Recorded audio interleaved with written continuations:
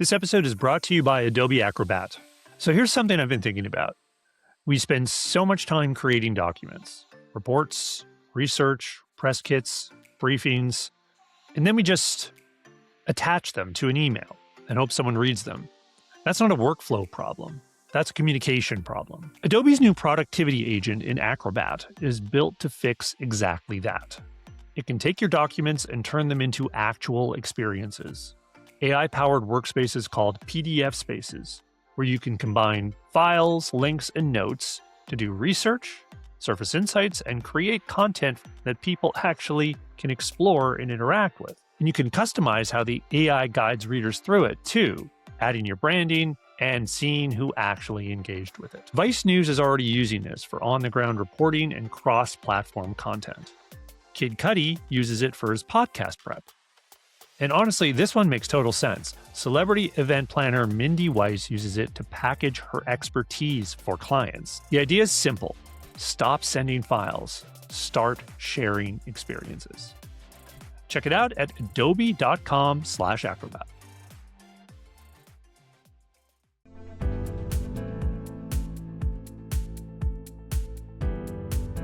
Hi, welcome to the Media Copilot. It's a podcast about how AI is changing media, news, and communication. I'm your host, Pete Paschal. I covered tech for a long time as a journalist, and now I talk with the media leaders, builders, and the creators trying to answer the question, how will we get information in the future? And how will that transform journalism and the business of media? Quick housekeeping note, if you're listening on Apple or Spotify, please leave a 5-star review and maybe a nice comment. And if you're watching on YouTube, please like the video and subscribe to the channel if you don't mind. Those things really do help more people find the show.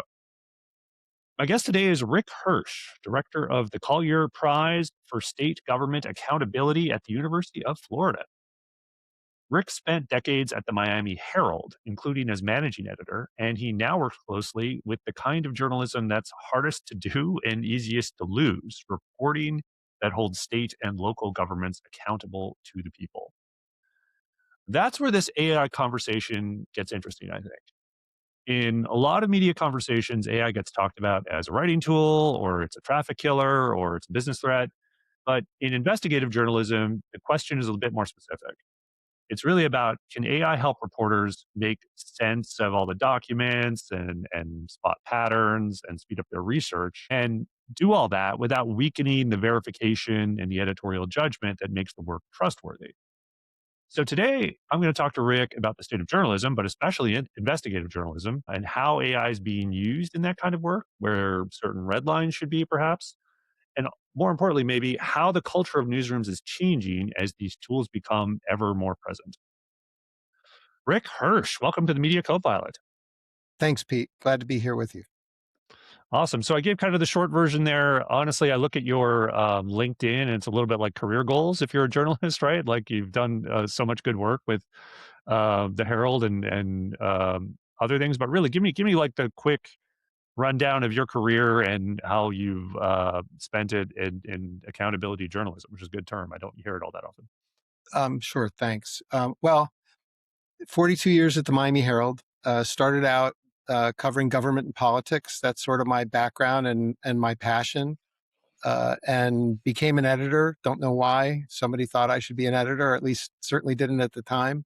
And in that role, started out overseeing community-based reporting in Miami, local governments, large and small. And at a certain point began managing more people.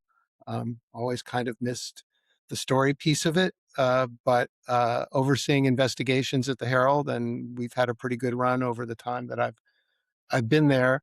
And after doing that for 42 years and the last few years of both the first Trump administration and COVID and in South Florida, the Parkland shooting, the Pulse shooting in Orlando, the collapse of the building in Surfside, decided at a certain point that having my laptop open every night was something I had enough of.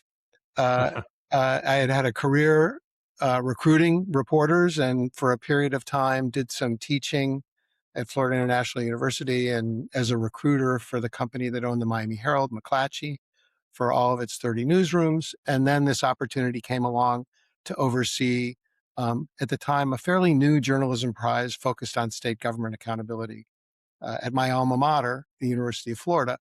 And that seemed like a really important and fun thing to do. And so that's what I've been doing for the last year and a half, overseeing the Collier Prize. And Nice. Yeah, tell us more about that. Like, why yeah, does it so, exist? How did it come to be? What drew you to it? well, of all things, there's an apartment developer in Gainesville, Florida, who has a real passion around journalism. His name is Nathan Collier. His great, great, great, great, great uncle, I'm not sure if I have all the greats right, was the founder of Collier's Magazine in the 1880s. And he considers investigative journalism and journalism in general part of his family legacy. And so he funded the prize starting in 2018.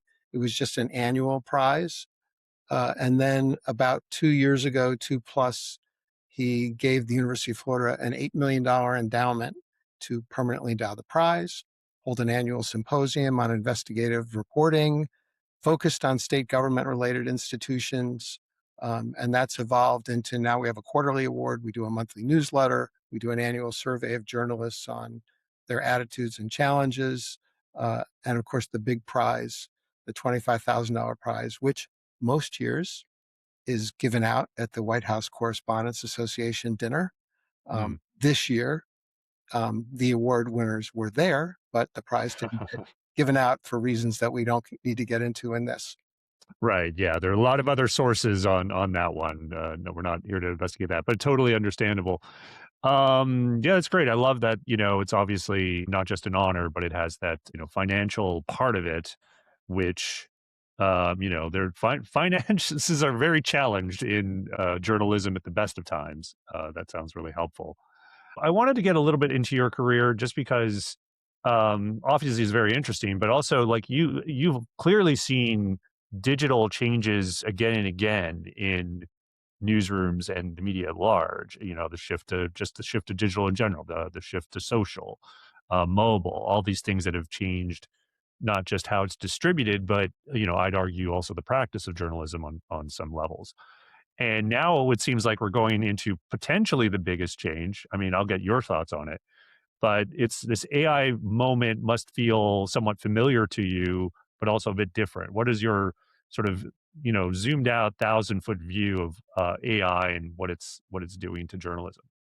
Well, and I come at this both as a practitioner and a newsroom manager.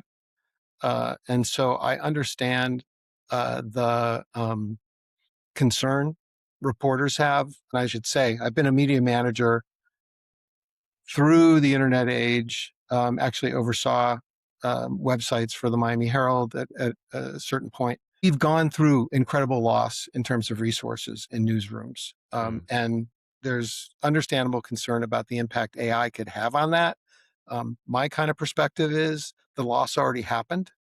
From 2007 to last year, huge losses in resources in newsrooms. And there is some concern, rightfully, what AI can do, how it can be used to reduce resources in newsrooms. But I think a lot of journalists are sort of missing the power of AI in expanding their ability to cover things that they no longer can do because of the loss of resources. So my background, my start was in covering small towns across South Florida. There was a time when the Miami Herald had 45 reporters covering local communities in Miami. And now they probably have 5 covering those local communities. But there is this potential with AI to get that view from 30,000 feet of what's going on in some of those communities and make smart choices about where to put the limited resources that newsrooms now have. So I think that's an exciting thing. I think that's a real opportunity. One of the Mm. things that we'll probably talk about a little bit, we did a survey of journalists and their concerns about AI and seeing it as both a threat and a value, think focusing on the threat for a lot of reporters is missing the point of how they can use this to increase their own value. Yeah, let's talk a little bit about that and some of the findings. So, like I do feel like this is a rapidly evolving thing. Certainly, my experience was that there was a lot of skepticism, certainly at the outset of the AI, I guess the current AI wave, and probably rightly so, given the quality of the models and sort of that folks hadn't really figured out how to use them in the right way. Fast forward 3 years, and now I feel like a good chunk of a good chunk, not all of it, but a good chunk of it has kind of been worked out to some extent, and guardrails are in place. And in my limited experience, there's been at least some thawing of that skepticism, and there's a little bit more, whether it's not excitement or just a giving into the inevitability. I'm not sure. I'd love to hear your thoughts on it, and maybe even think about, like, first of all, like what the survey showed, and also like, do you see different textures in different parts of the newsroom? Well, so the survey showed a majority of journalists seeing this as um, some potential threat, which is Mm. legit. At the same time, that same cohort, about 18% of them were actively using AI in any kind of capacity. And so I think there's a lack of understanding of how it can advance the plot for you as a reporter, Hmm. how it can more quickly get you to a source you didn't know about, an expert on a topic, or a document that might take hours to find that you could find quickly, or um, ways to going through agendas or background material to find the thing that you really need. And of course, it requires humans to vet that information, make sure what you're getting from AI is accurate. But its ability, I think, to advance the plot has incredible value. And in the area that I've been interested in, both state and local government, there are some newsrooms that are and some resources that are really making incredible strides, I think, to improve how we do this work. Yeah, what are you thinking about specifically? Obviously, you're like accountability journalism. I sort of you like say investigative, but I guess accountability is sort of more of an umbrella term, because investigative always implies like giant feature, like your spotlight from the Boston Globe or something. And I think there's a lot of day to day work that's very important too, obviously. But are you thinking about specifically grounded tools like Notebook LM or even Google Pinpoint that go through document troves, or maybe even just homegrown stuff that does that kind of thing? And these tools that sort of not just do research but also help you process and analyze like just huge data sets. I mean, Yeah, I would say all of the above. And there are some great examples. I think the best example at the state level is what CalMatters has developed with its digital democracy project. For those who aren't familiar, so digital democracy tool that CalMatters developed ingests every video, every word spoken in the California legislature. They pull in campaign contributions to every state legislator, and using AI and analyzing that. It is a tool that both journalists and the public can use to try to find out what's being said and how legislators have voted on you choose the topic. Uh, and at the same time, it also creates what I would call a sort of story menu, potential story menu. It finds anomalies in how a legislator may have voted on issue A that is contrary to how they have typically voted on that issue in the past, and um, gives a reporter an opportunity to look into whether there are specific campaign contributions on that. And it generates kind of a digital tip sheet that CalMatters makes available to journalism organizations across California, not just their own, to pursue stories if they wish. And these are tips. They're maybe a little better, but maybe no better than the tips you get from the people who call you randomly when you're sitting in a newsroom and suggest you check out X, Y, or Z. They certainly need to be checked out. But there are some really good leads that this system has created that have turned into good stories, really good stories. not just for CalMatters, but for TV affiliates in California, for other local newsrooms across the state. So they just got a pretty hefty grant, I think $9 million from the Trust in America um, Institute.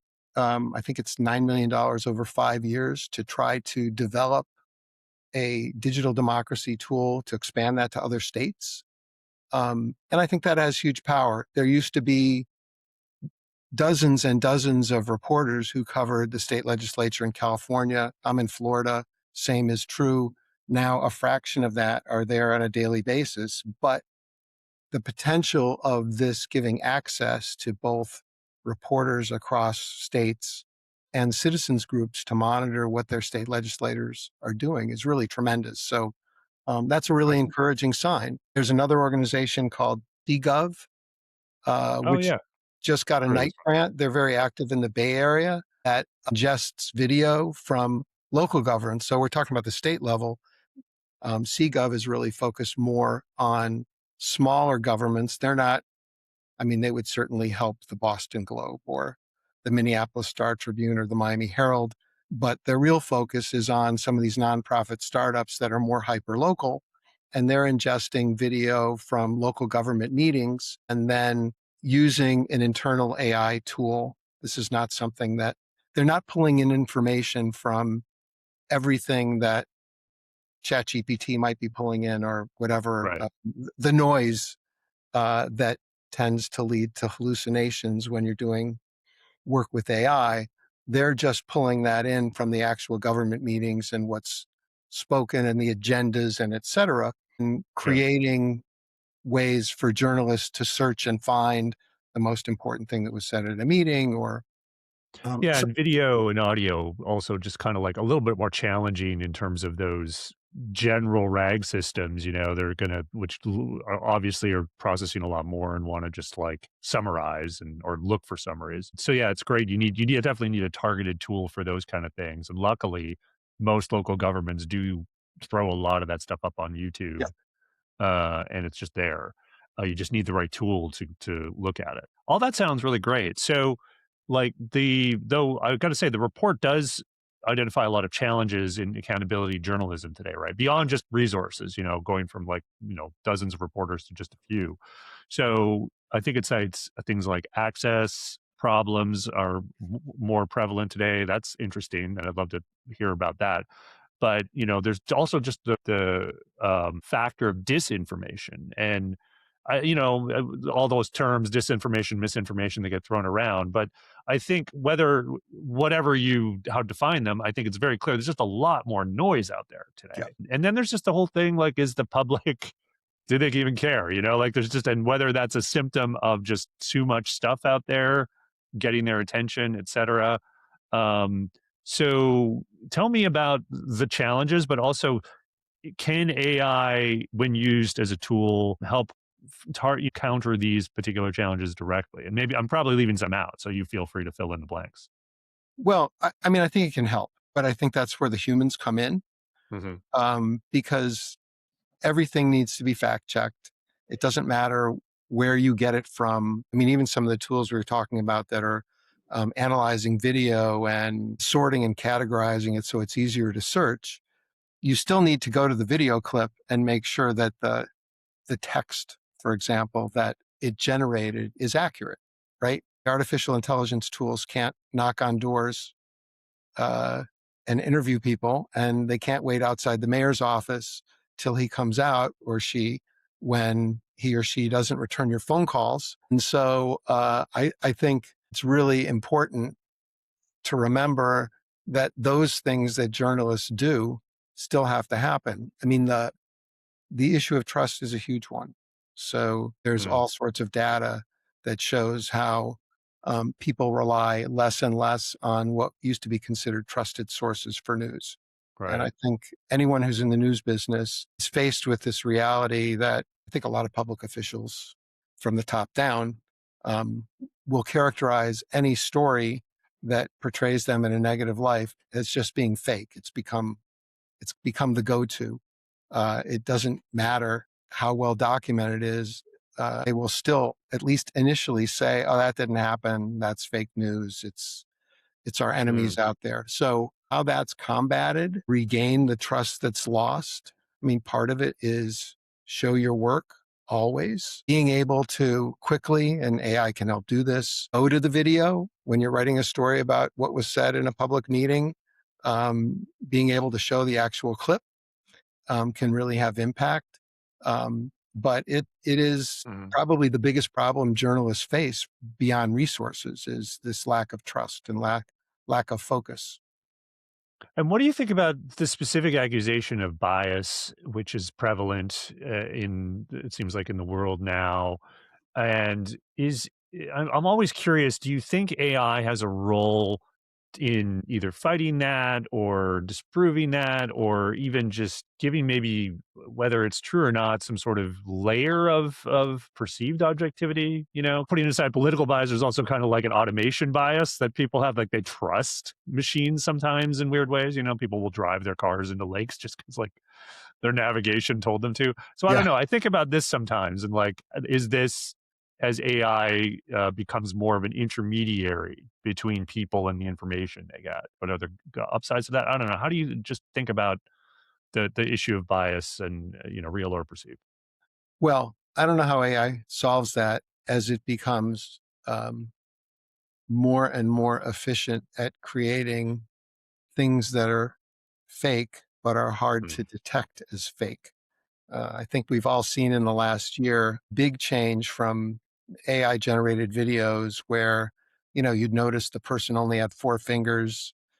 There are fewer tells that yeah. something's manufactured than there used to be as it gets better and better. And um, so boy, how do we combat that? How do we make people trust? I can certainly imagine um, something crazy happening at a public meeting and having people in the meeting initially just say, "Oh, well, that didn't happen. That was AI generated." How do you prove that it wasn't?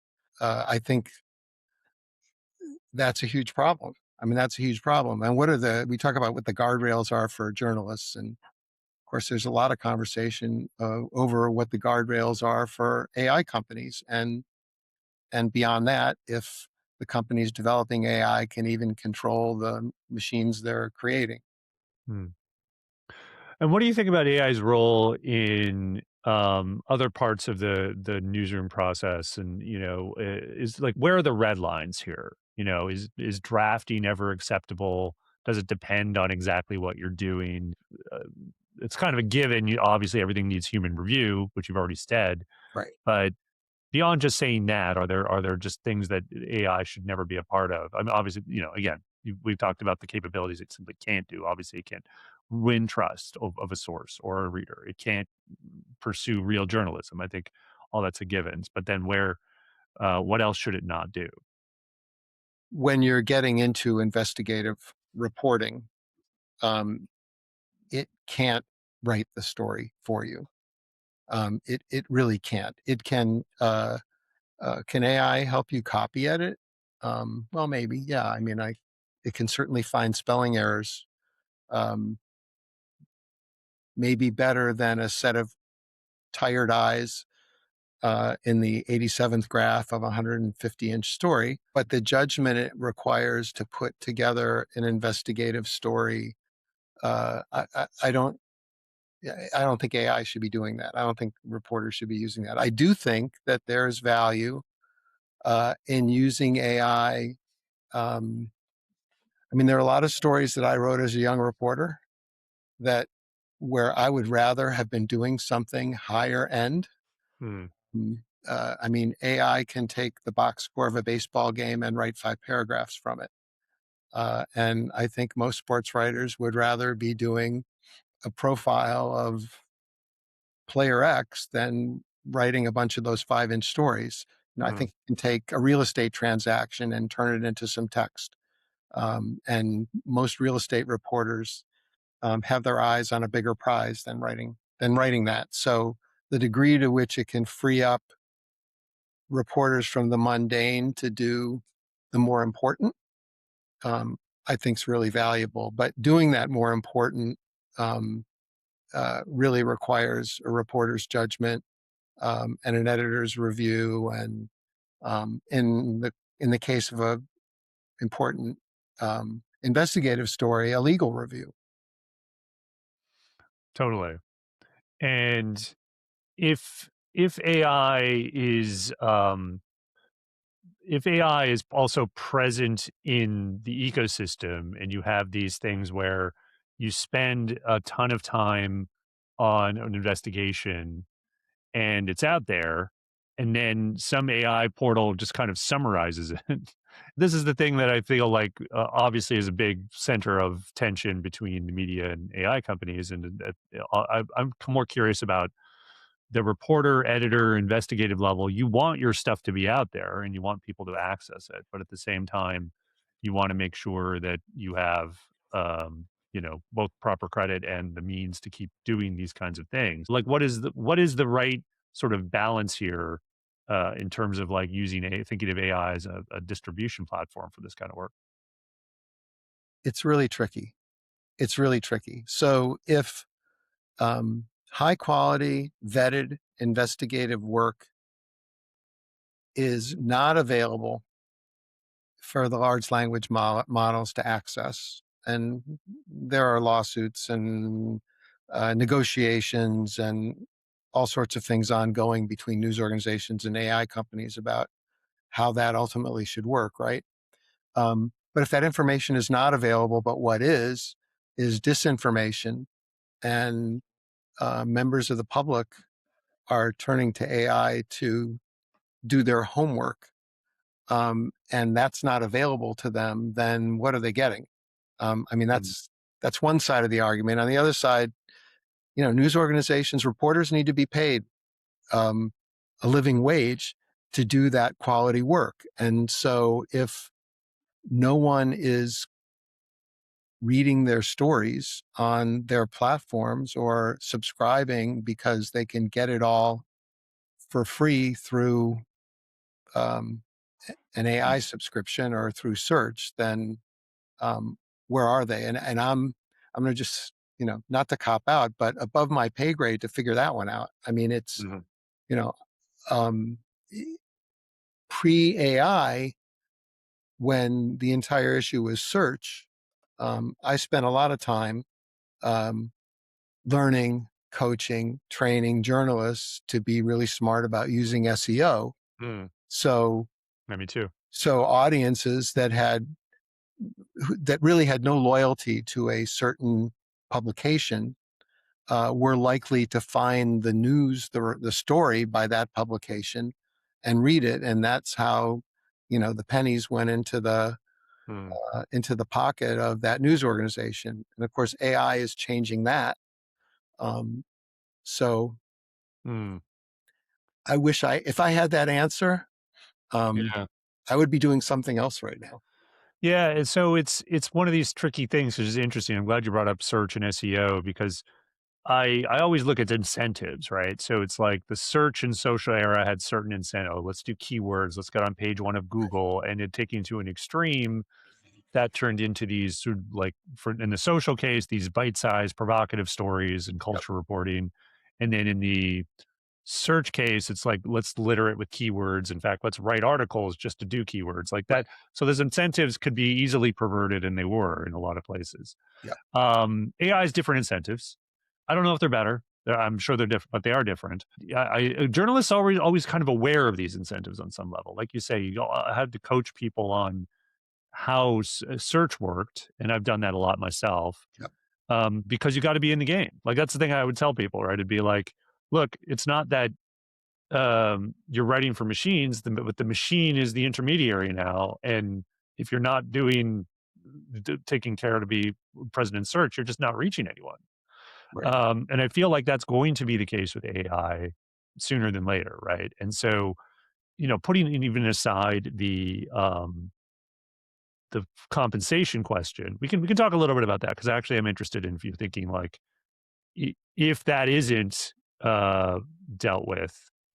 Well, actually, let's attack that head on. So if that isn't dealt with, which is to say that you're not getting paid by the AI companies for this, because we're not sure where that's going to land. But Right. to some extent, it's happening for a lot of publications. Doesn't seem like it's going to be an option.